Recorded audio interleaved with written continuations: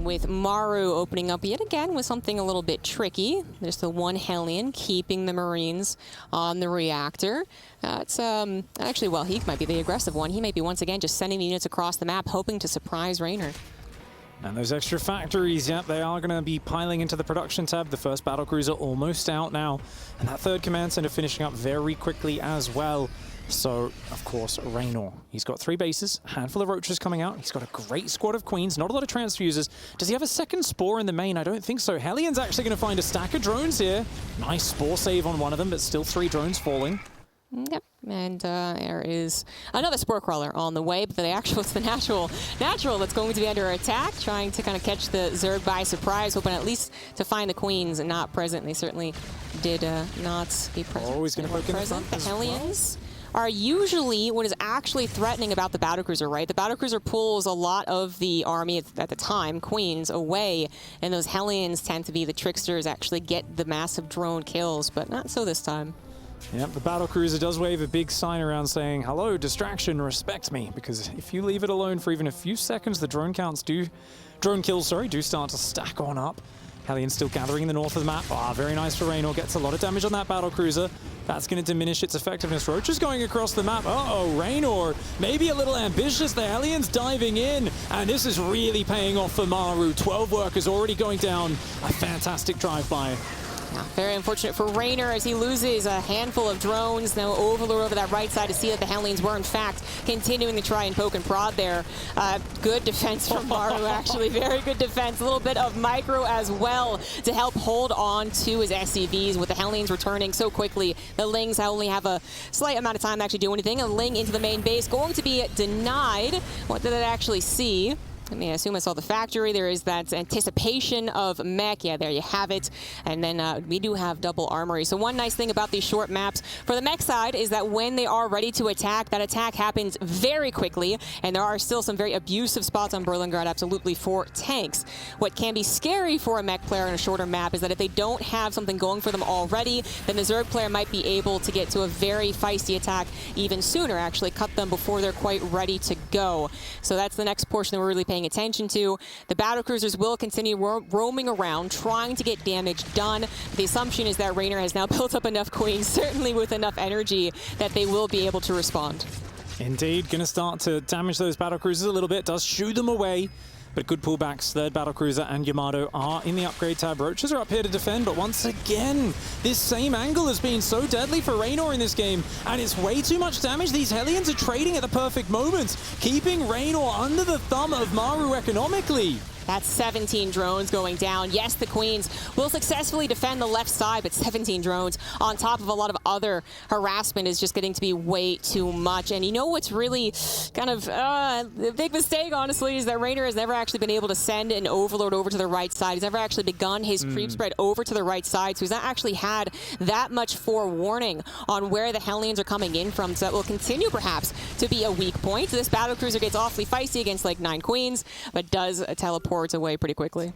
Yeah, we had words from Solar and Dark yesterday after their game saying, you know, mech, well, sometimes it's not the greatest if the player isn't that good, but when Maru plays it and when he adds Ghost to the composition, it is just the ultimate composition. It is so hard to take down. You do not want to let Maru add Ghosts onto his mech army. If he gets up, I believe Dark said when he gets a big ball, 15 plus Ghosts with the mech, it feels unbeatable. And Maru, he's already got his first 4 Ghosts popping out. Yeah, that is starting to get a little bit scary. You might even see some nukes start to dot around the map, trying to get some juicy kills or even just big distractions. We also have those upgrades that aren't too uncommon nowadays to see when you add those ghosts, so everything's going to have upgrades by the end of this game. One battlecruiser did fall while we were talking about the Ghost addition, but at this point the battlecruiser is not really the biggest element anymore. It is, yeah, far more about those ghosts, which are great against basically everything the late game Zerg has to throw, including Broodlords.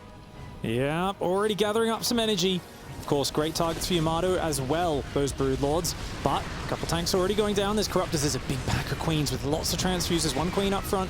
Does get hit a few times by tanks. Gotta watch out for those Broodlings, though. Friendly fire will come in. Anti-armor missile goes down. The Roach Ravager darts in, gets some biles. Not quite able to take down those tanks. The two battle cruisers actually are okay, there's the Corruptors. I was going to say they're basically uncontested. The Queen's not necessarily counting, but in come the Corruptors trying to take them down. Ghost Snipe starting to go off. However, Reynor continues the push. He actually might be able to just push into the natural at this point. This is looking dangerous for Maru. There was no Thors or Vikings. Maru was not scanning enough for the composition. He was not expecting or fearing this at all. The Broodlords have caught him by surprise on what is a massive worker count. Far too many Hellbats and tanks. The battle cruisers and the Thors were not quite ready. He needs this anti-air, and he needs it now. And definitely in that last fight, we can see the focus fire from the Broodlords. Not going to just send Broodlings on Hellbats, which would really not be helpful, but rather right on top of those ghosts, canceling the snipes. The battle cruiser is starting to add damage to the Broodlords, which have been reduced in number, but it may be not about the Broodlords anymore. Just remaxing on good old-fashioned Roach Ling on the ground.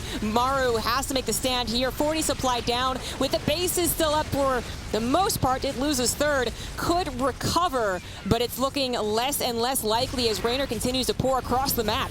This was such a crucial push for Reynor.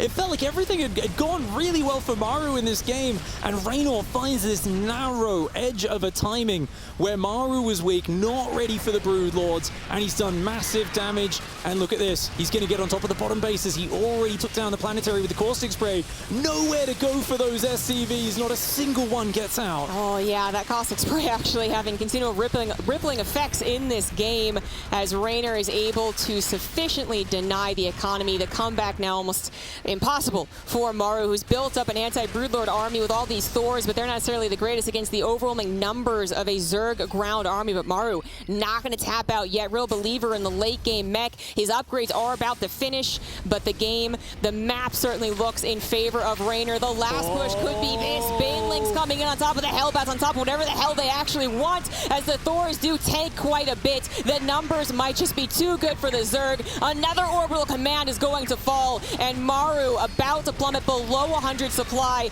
desperately trying to hold on, does push back this attack, but what about the next one? What about the one after that? Reynor's got 89 drones, all the bases on the map, and a bank to actually do this over and over again. Roaches and Ravagers, good at closing in on top of the rest of it. Going in a little early here. Blinding Clouds on the tanks. The Banelings coming through a little behind the Zergling wave. So a little disjointed on that attack from Reynor. Maru, immaculate defense as always. Stutter step on the Ghosts. The tanks all perfectly spread so Biles can't stack. When you've only got a handful of Ghosts, you better hope each one of those is an action movie hero. They've got to take down dozens of these bad guy bugs. If only he was as efficient in that very first battle, but again, just pointing out how smart it was of Reynor to do what he did, able to identify that Maru would not be quite prepared, and actually using the shortness of the map. We were talking about this not necessarily being usually the Zerg's favor of the map, the shortness of it, right? But when it comes to Broodlords, it can be. They very much worked on the front lines. They were morphed in on the front lines. Reynor is actually not under enough pressure to have to morph them way back home, and then they can actually just pick one point and attack, and with that point, Broodlords attack a couple of different bases, where if we're talking about like Glittering Ashes, then you have to move them way to the left, way to the right, and here, it was central, it was the most important part of Maru's defense, and Reynor has cracked him. He's just trying to actually get the kill, which Maru is refusing to give him. He will not give up in this game. I mean, this is Maru hanging on like a champ, and let's be real, Reynor, he's getting a little inefficient, but Maru, he does not go down easy. These guys have both made so many massive comebacks in their career, and it's from doing this. I mean, it's not like Maru's sitting there going, I'm in a great position, this is amazing, but he's saying, you damned well better work for it if you want this victory, and that is what you need to be prepared to do every single time you play against someone this caliber. Maru's going to set up in these perfect defensive choke points, and Reynor, he's going to have to split his army more, come from multiple angles. He can't be trying to force his army through those same chokes, because that tank splash damage just gets out of control, and you see here now a rotation. He's going to go to the north side of the map. There's a lot less defenses there. A very clever move from Reynor. Very smart pull on the SCVs, recognizing that it's just gone. There's nothing to actually do to save it. No point in trying to repair that planetary against the full might of the Zerg presence. So just save the SCVs while you can. You did just take a new base. It's maybe not the safest feeling base. No planetary right on the edge of creep, but nonetheless, it is someplace for those SCVs to mine. As a reminder, guys, these guys are facing off against each other to try and prove who could go undefeated in the group. And with the way these two are playing, it's very likely that whoever wins this this game does in fact go undefeated in series. We're not quite there yet though. Maru wants to hold on. He's got his tanks once again wonderfully split. His ghost being controlled well as well. And with the angle, the Ravagers having to go around that little platform there down into the tanks, it's something that Reynor really has to consider. He actually has to wonder if he's being too cost inefficient and pull back and adapt and find some other place that looks a little bit more tempting to attack into. I mean, getting that base blocked by a creep tumor. I don't know how a creep tumor taunts you, but I can just imagine that little, you know, little sploogey thing just kind of pointing at you going, no, no, no, no, you can't land here. And Maru, he's so low on that economy, he needs another base up. But you know what is incredible? Look at the supply. Like, how? How is Maru still alive? How is he doing this? How has he got an army that's almost equal supply? I do not know. He continues to beat this army back, unfortunately for him.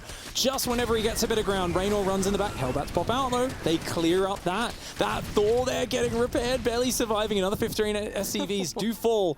But Reynor, he's like, dude, how? Wow, just go down already. He's like fighting this zombie. You really got to get the bullet right through the brain or he just won't go down. Maru fights so damned hard. This is Austin Powers level of crazy if someone's surviving. Literally, he's yelling at the chick as he lands on her.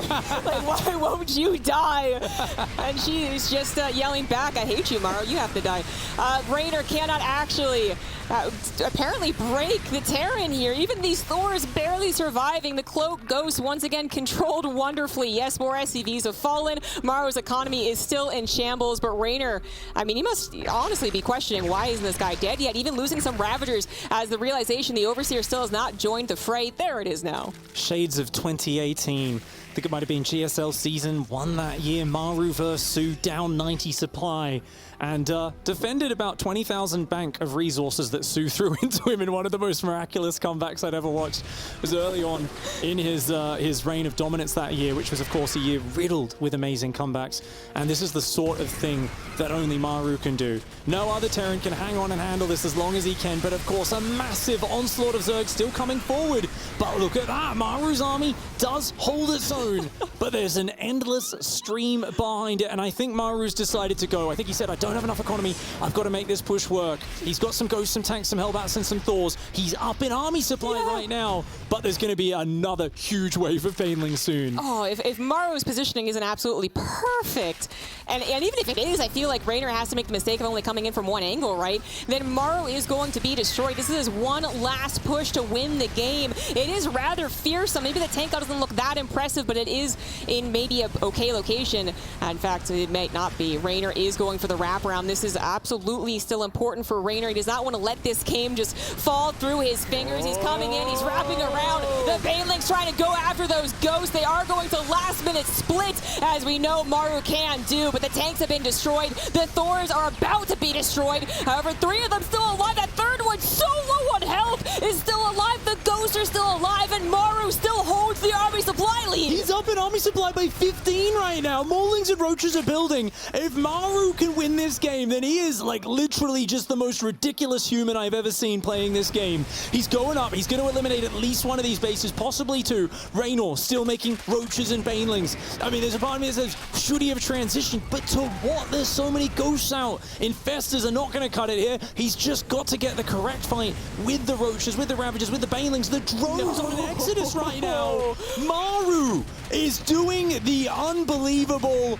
We were counting him out for a long time ago. He has been trailing down on economy, down on army, but talk about the Lord of Efficiency. This is insane. It's absolutely insane. Even building this Raven here, still utilizing it to actually get another base up and running as other orbital falls to the fire there. This is absolutely crazy. I do wish that Maru had been able to transform a couple of those Hellions, right? They actually chase down those drones, but missed opportunity. Maru still having that good army, though losing the lead. Might even be able to tackle this. Auto turrets even coming down to try and help out the tanks. Yet again, barely serving. No, one more corrosive bile on that right side. Takes down 2, and Reynor continuing to throw lings in the middle of the map. The army supplies once again having evened out as Maru manages to find yet again one more base to get some mining on.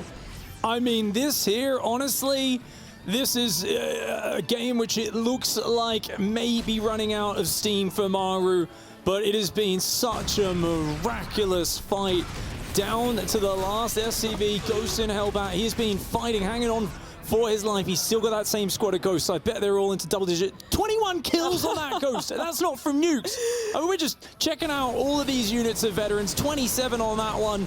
4 on that one. The drones being forced off the mining. Once again, Reynor, he's gonna have to clean this army because he's lost so much mining as well. This next fight, he does need to win, and he's only up 5 army supply. This is still technically doable for Maru. Again, what if those Hellbats had transformed? I think he has transformation servos as well, so they might have been able to transform, chase him down, and then actually come back. He absolutely does. Again, maybe missing an opportunity to kill a good 30 drones, but is that what's going to matter at this rate? It seems like the drones might have to be pulled into the army as this has gone so down to the wire, far more than we were expecting. Reynor once again coming in with Ling, Bailing, Roach, Ravager. The Lings wrap around to the backside and are going to destroy the tanks. The Ghosts are all that's left over, and Maru has to tap out. Reynor successfully takes the 2-1 this best of 3, and he is pumped.